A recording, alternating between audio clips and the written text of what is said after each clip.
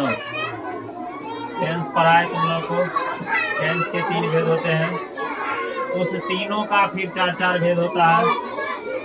अब present tense में हम लोग यहाँ पढ़ चुके हैं, पास्ट टेंस में गए, पास्ट टेंस में पास्ट इंडेफिनिट टेंस पढ़ चुके हैं, उसका अफर्मेटिव पढ़ चुके हैं, इंट्रोगेटिव पढ़ चुके हैं, नेगेटिव पढ़ चुके हैं। और पास्ट कंटिन्यूअस टेंस जिसका मतलब होता है अपूर्ण भूतकाल, ठीक ना।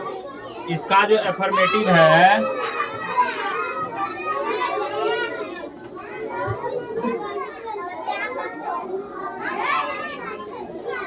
अफर्मेटिव सेंटेंस में इसकी जो पहचान है, वह पहचान क्या है, तो वह है जिस हिंदी क्रिया के वाक्य के अंत में रहा था, रही थी, रहे थे, रहे थे, रहे, तो वह पास्ट कंटिन्यूअस टेंस कहलाता है। क्या पहचान है इसकी?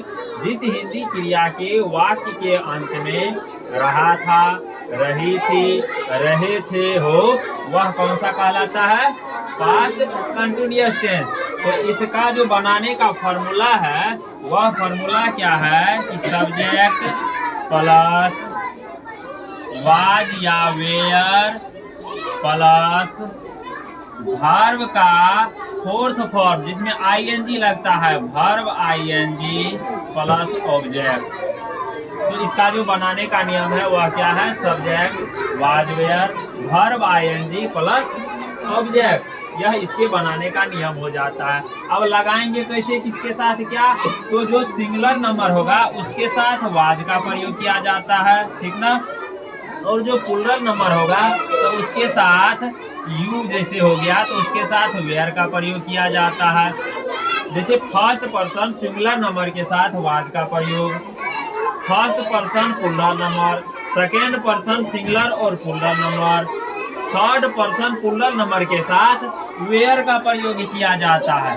वेयर का प्रयोग third person singular number he, she, it या किसी भी प्रकार का अगर कोई नाम हो तो उसके साथ वाज का प्रयोग किया जाता है, उसके साथ वाज का प्रयोग किया जाता है।